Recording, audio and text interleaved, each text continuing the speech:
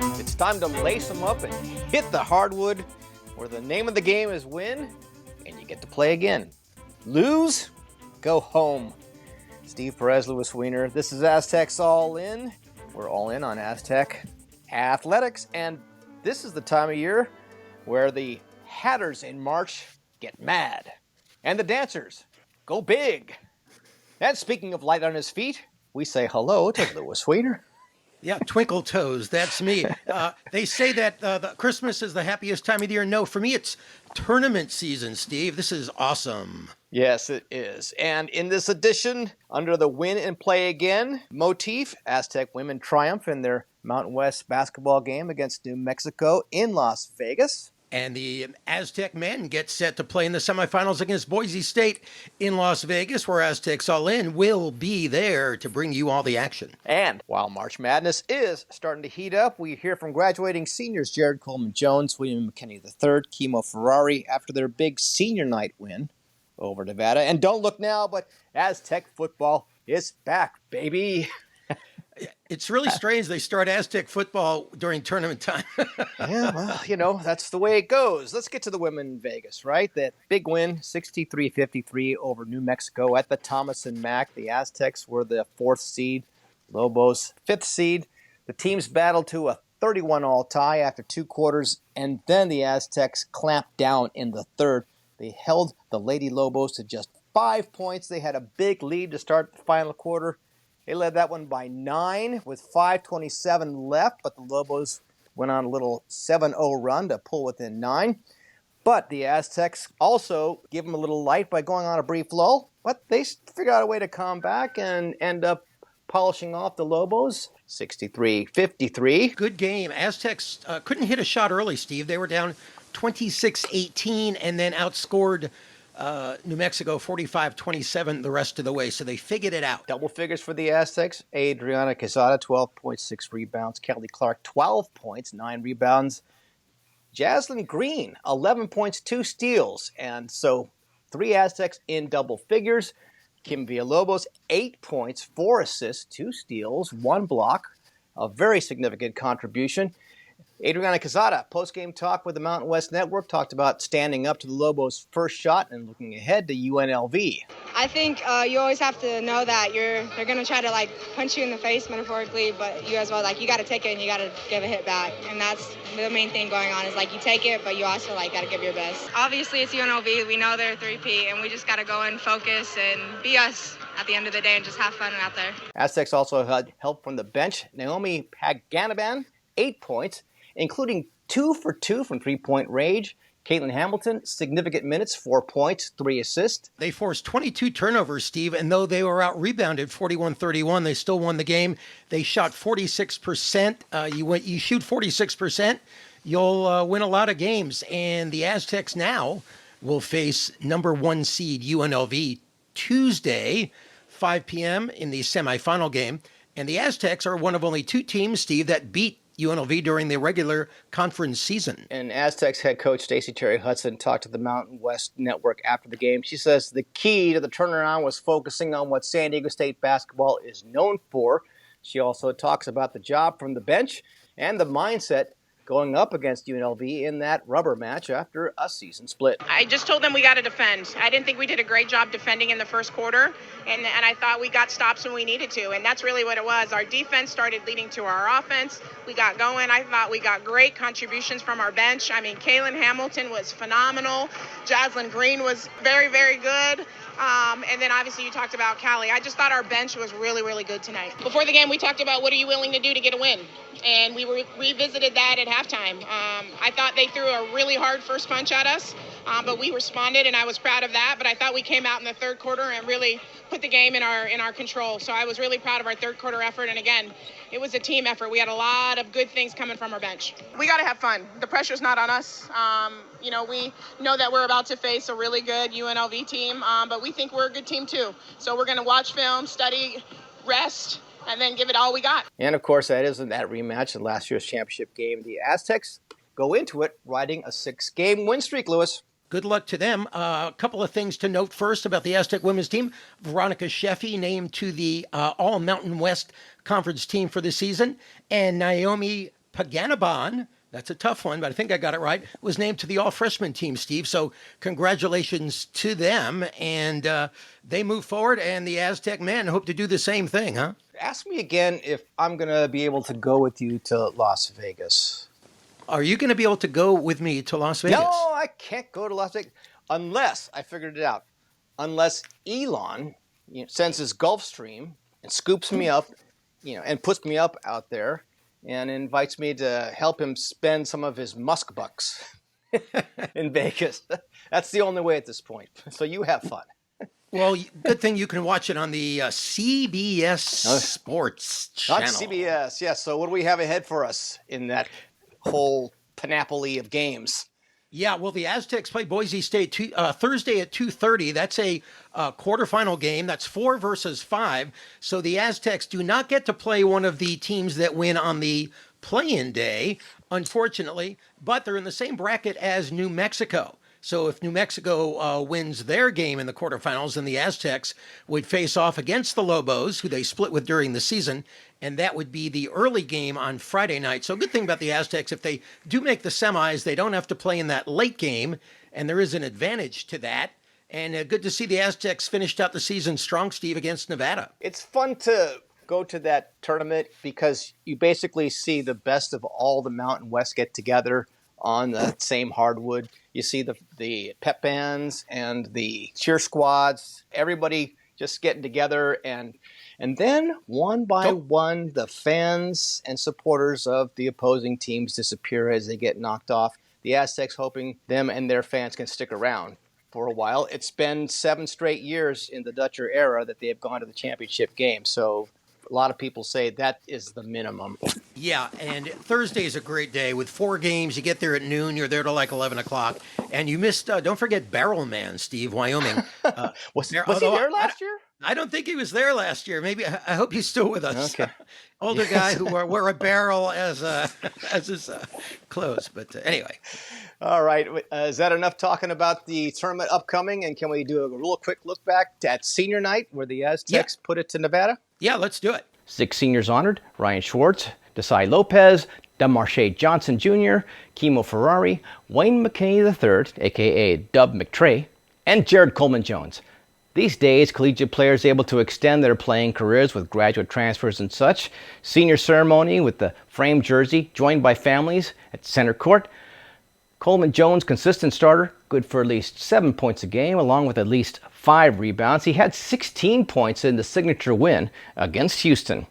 And there's crosstown transfer Dub McTray, logging an average of 18 minutes a game, averaging 6 a game. He was the 6th leading scorer going into the night, led the team in scoring in a pivotal road game against Air Force. It included a clutch game-winning coast-to-coast layup. And then there's Kimo Ferrari, getting averages of 6 minutes a game. He's a proven 3-point shooter and a fan favorite for reasons he cannot explain, but his teammates can. A 5'11" brown kid. I mean, I kind of finds a special place in people's heart, I guess. I'm not sure what it is. Hard work. When I go out there, I just want to win, and I think they can relate to that. I just want to see the Aztecs do well, so they find, I don't know, someone to believe in out there. I mean, actually, I have no idea. I say it's definitely well deserved. I mean, Kimo's the guy that you can rely on 24/7. You put him in any situation, whether it's end of the game, right at the tip, where it doesn't matter. He'll bring the energy and bring what we need to win. And, him getting that ovation that he well deserves. I mean, it's owed to him. He's a San Diego kid. He's worked hard all his life. Ivy League, Brown, San Diego State. The work he's put in, it's amazing to see every game. Kimo's that guy, he just brightens the room when he walks in. He's always smiling. He's always picking people up. I mean, it's just a pleasure to be around him. It's a pleasure to be around a person of that caliber. So, I can be nothing but grateful. Of his fellow departing seniors, Ferrari says it's been great being part of a team that features a lot of very good moving parts. When the going gets tough, we know we can lean on these two, and these are just 2 of many. We have a lot of guys on the court that we can lean when times get tough, and I don't have too much experience of it, but playing late in March, times are going to get tough sometimes, and you just got to lean on each other. I'll say the part for me that was the most bittersweet was like the end when I was dapping everybody up, walking around the arena, just seeing all those faces and hit me in my chest that it was my last time walking around and dapping everybody up. So, it was an amazing moment, honestly. And I felt every emotion of that, so it was great. Thank you, Steve. Senior night, always an exciting night. Biggest home game of the year for those guys who won't be with the Aztecs next year. I do want to point out a terrific performance, Steve, from Miles Heide. He was 5 of 5 from the field with 14 points and his first three-point shot of the season. And he's really been coming on strong. Nick Boyd, a solid 16 points. He seems to be the main offensive guy for the Aztecs these days. Miles Bird has been hot and cold. He scored 8 points, but he does help in other ways. 6 rebounds, 5 assists. He was 2 of 5 from 3. So a lot of guys contributing, and they're going to need that, especially whether or not Magoon Guath plays. Did Coach say anything about that after the Nevada game? By now, we should know if he's going to play or not. I have not gotten a personal update. At the time, after the Nevada game on Saturday night, they were going to look at him and evaluate him, and he's had plenty of time off. So if it were me deciding on how to play Goon, as he is affectionately known, it's probably going to be somewhere along the lines of how they introduced him going into the beginning of the season, a few minutes here at a time, and make sure you get him out. And because Dutcher did note during the post game that he had been out of action for a while, so it may take him a little bit of time to get his game legs back up again. Yeah, and he has said early a couple of weeks ago that he would not take the floor again unless he was 100%. So we'll have to see. But the Aztecs in pretty good shape tournament-wise, at least according to the metrics, Steve. Bracket matrix, which takes an aggregate of all the brackets. They have the Aztecs in as either a 10 or an 11 seed. And Mark Ziegler says that the NCAA committee pretty much ignores the conference tournament. So anybody really thinking that the Aztecs have to beat Boise State on Thursday to make it, I don't think that's particularly the case. But people are going to think what they're going to think, so it doesn't really matter. I would think that might help your seeding at this point if you tore through the conference tournament and actually won it. It might maybe get you a higher seed than New Mexico, which in Mexico is seeded. What was the last couple of ones have them a couple seeds higher or lower, however they do the seeds in March Madness over the Aztecs, just by virtue of their beloved metrics. I don't know. The game's getting too mathematical. Line them up. Play the game. Who wins? Yeah, the metrics, the Ken Palm, the net rankings, it's all too much to follow. But of course, I spend all my free time following it. So what does that say about me? I guess we're going to go on to some football now. Yeah, spring football. Yeah, Aztecs spring football, 15 workouts. First one was Monday, and they're going to be on the field. The 15 workouts through April 19th, and then the Aztec Fast Showcase, Steve, at Snapdragon Stadium. And I think the big question that most of the fans have is the quarterback situation, right? With Danny O'Neill leaving to Wisconsin, there are like 3 or 4 guys competing, huh? Right.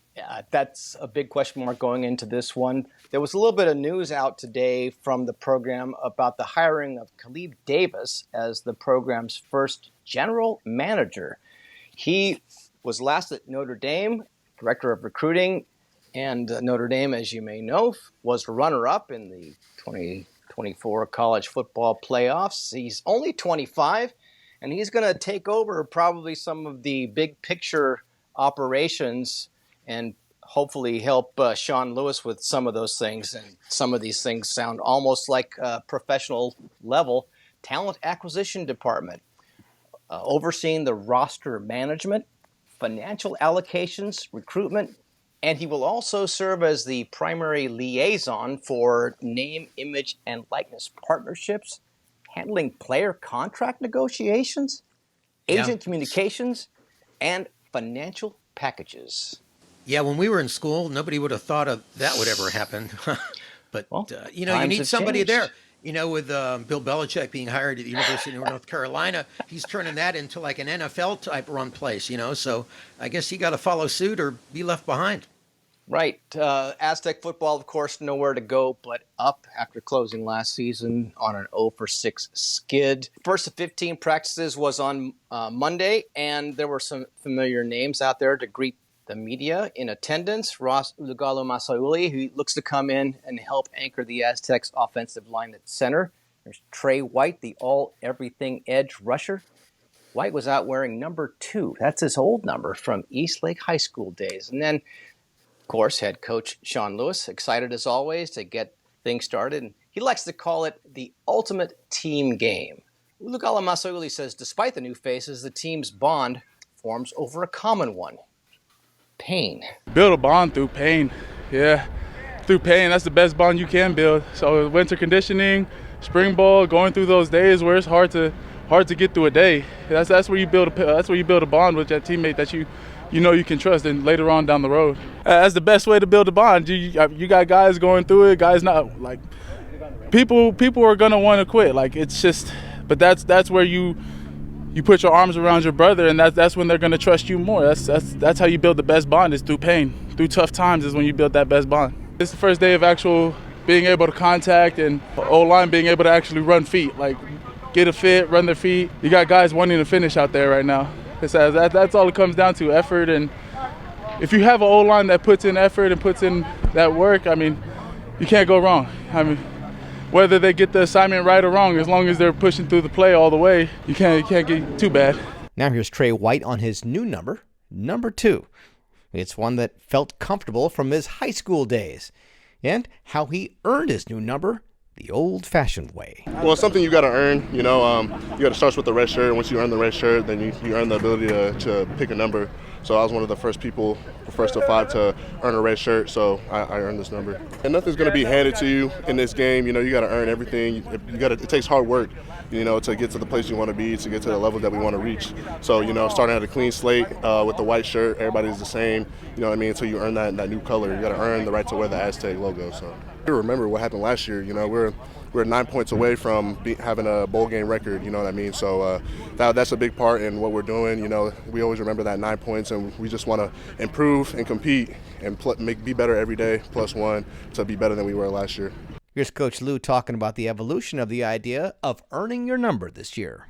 To reinstill pride in the program is to earn our colors. And so when the guys came back, we gave everyone a white t-shirt and a pair of black shorts. And over the course of winter conditioning, some guys have, risen to the standard and have lived the standard consistently day in and day out, to where they're willing to give to the program, they're willing to give to the team, and ultimately their teammates know that they can trust them and they have pride in being a part of this program. And those guys have earned their colors. They've gotten red shirts with our FAST acronym on the back, and other guys still at this point are living it each and every single day, right? And they're working towards earning their colors. And I think that's really important, that there's buy-in in this day and age, that you're willing to sacrifice, you're willing to give, you're willing to push your chips in to, again, be a part of something bigger than yourself and earn the trust of your teammates. And, again, for a championship level program, which we're working towards building each and every single day, to me, that's the ground floor. That's the foundation that we need to have, that initial buy-in, that it's bigger than me and my teammates can trust me. Coach Lewis says he hopes to learn his team's strengths and weaknesses during this spring session, also eliminate the mistakes and see constant improvement. Ultimately, he says it's all about who the guys are in the program that the coaching staff can game plan around in the fall. Of course, he's got a pretty good idea of some of that right now. Yeah, Trey White's pretty good at rushing the passer. Tano Latui is pretty good at communicating and being the heartbeat of our defense. Chris Johnson's still really good in coverage. And Jordan Napier is still pretty explosive. And Ross, settling into his center position, has been great for the speed of communication through one practice. I just feel like that's his more natural fit. So those are things that I know. And I know that Gabe has a very strong leg. And we probably got to get him a little bit larger jersey in that 11 than what he was wearing right now, or he's got to, he's the thicker kicker, baby. Love him. But he can get the job done the right way. That's right. Absolutely. Who happens to kick the ball? Gabe, of course, is Gabe Placencia, the Aztecs' place kicker.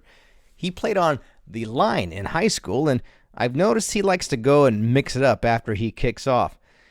And you might have noticed plenty of omissions at this point, blank spots, if you will, which Coach Lewis will have a better idea of figuring out how to fill after the spring session. And finally, here's Coach Lou's take on Ross's idea of bonding through pain. if you think of any relationship that you've ever had in your life, right, the people that I would call your 3 a.m. friends, you've probably gone through some things with them, right? And those are the people that, you know, again, when contact is made, when you're in the thick of it, like, you can trust them because you've gone through some things, right? Like, it's kind of, you know, it's funny, right? Like, you can break bread and there's probably a level of trust that and connection that's built because of that. You can go have a fun night out and howl at the moon and have some good, clean American fun, and you're going to bond over that and everything. But, like, when you get down to its core and you want to truly know who an individual is, like, who are they when the deck's stacked against them? Like, who are they when things aren't going right? And so whether that's bonding through pain, right, or, you know, however you want to phrase it, right, I think that's just a universal truth, and that's going to be, you know, true 500 years from now, no matter what the heck happens with artificial intelligence, and it was true 500 years ago, right? Like, your best friends are people that you've gone through some hardship with. Now, football being the full contact sport that it is, there's most likely plenty of literal pain to go with the metaphorical variety. And of course, Lewis, you mentioned the quarterback situation earlier. We have these transfers. Jaden Denegal from Michigan got a little bit of action and looks to be the most statistically viable candidate at this point with his ability to pass and run. There's also Burt Emanuel Jr., but that's the big question mark at quarterback. And Coach Lou, of course, said he'd like to name a starter as soon as possible, but last year, as you recall, it didn't come until the team's first game was on the horizon. I don't expect that we're going to get a starter for many months. No, and the way things are going with player mobility in this new era of NIL, there may be some folks who go through the spring session and decide that Aztec football is not for them, and maybe there's don't want to mention the T word, but it was mentioned by Coach Lou last year, tampering. It does go on, and it is a badly kept secret now with all these big, well-funded NIL programs at these P5 schools. So as far as quarterbacks and player development, we'll have to wait and see how they come out of the spring and then how they arrive in the fall. But Ulugalu-Maseuli says the new QBs came in like everyone else and they went to work, and of course they want to win as much as anyone else does. We hope to hear from those two new prospects in an upcoming edition of Aztecs All In. Yeah, don't forget another true freshman, J.P. Mielowski from Millikan High School in Long Beach. So he threw for 4,600 yards, 47 touchdowns during his career. And there is a returnee, Steve. Junior Kyle Crum returns. He didn't get much action. I don't think he got any action last year in a game. So we shall see how it all Kyle Crum has not seen the football field in action in an Aztec uniform. So that's I'm wondering, did the Aztecs today say anything about offensive lineman Joe Bourgeon? Remember, he's recovering from an ACL. They really need him. Yeah, you're putting me on the spot. I got there late. I'm lucky I got the sound. It'd be interesting to see how the O-line sets up. Kirk Kenny, in his article, mentioned that the Aztecs could have as many as 4 guys on the line who are 6'8" or taller. So those are big dudes, and that would be fun to see. Keep them all healthy. Yes, sir. I think that's it, right? Should we wrap this sucker up? Yes, sir. Okay, that'll do it for this edition of Aztecs All In. Thank you so much for listening. You can tune into our video version courtesy of CBS 8. You could find that on CBS 8 Plus on Roku or the CBS 8 app. Oh, hey, yeah, a little plug about those segments that sorry to interrupt. I'm sorry to barge in here, but hey, a little plug about those segments that I contribute every once in a while as a co-creator. Co-creator Steve Perez at the top of that thing, you know. What else? Oh, if you want to drop us a line, follow us at aztecsallin@gmail.com or send us a line. And if you want to follow or subscribe wherever you listen to your favorite podcast, and of course you can follow us on the X Aztecs_all_in. So for Steve Perez, I'm Louis Weiner. Until next time, Mountain West Conference Tournament coming up. We'll see you later.